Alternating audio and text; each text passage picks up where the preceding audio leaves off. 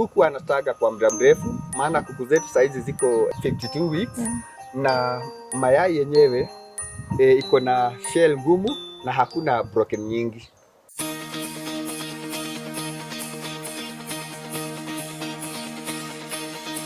It's a Suguna, Christmas Suguna, Suguna, Suguna feeds we grow with ya. Suguna, Suguna, strong on the farm all seasons, yeah.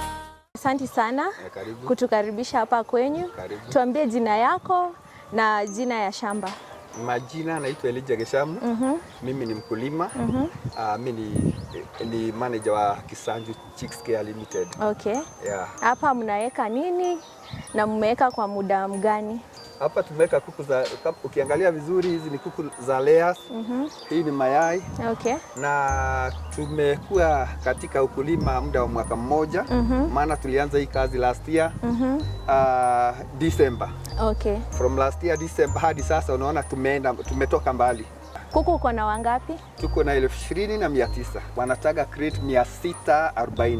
So hiyo ni percentage ya 92%. 92%. Yeah. At how many weeks? At week 51. Yeah. Consumption zinakula grams ngapi per day?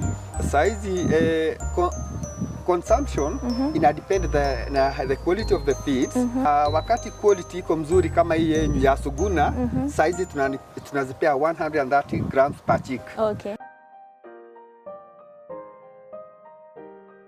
Mbona si kuku wa broiler ama kienyeji? Mbona ulichagua layers? Layers, kazi ya layers ni rahisi. Okay. Na iko na faida nyingi. Kazi ya layers, wakati kuku zimeanza kutaga mayai, hizo kuku ni profit, already ni profit.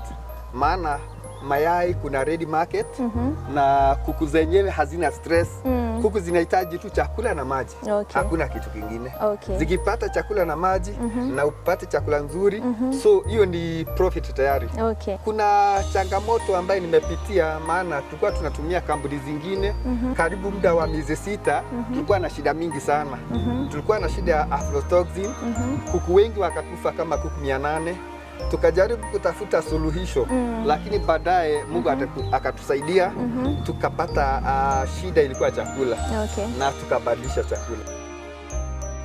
Saizi natumia chakula ya Suguna na tangu tulipoanza kutumia chakula ya Suguna changamoto ambazo tulikuwa tukipitia ziliisha zote.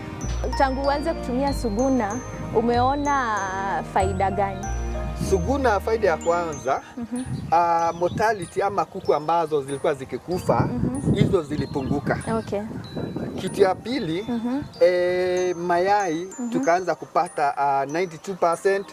Mayai iko na yellow yolk na hiyo ndio customer wanapenda.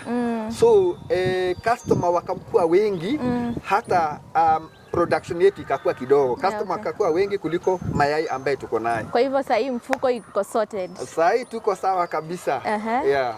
Hata kama bei iko juu kidogo, lakini the feed quality is good. Okay. Maana kuku wanataga mayai 92% na tuko week 51. Kuku anataga kwa muda mrefu, maana kuku zetu saizi ziko na week 52 weeks na mayai yenyewe iko na shell ngumu na hakuna broken nyingi.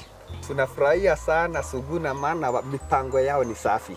Kwa kila wiki huwa wanatuma mtu akuja kuangalia kuku vile ziko, na tunafurahia hilo jambo. We wish you a Merry Christmas. We wish you a Merry Christmas. We wish you a Merry Christmas and a Happy New Year.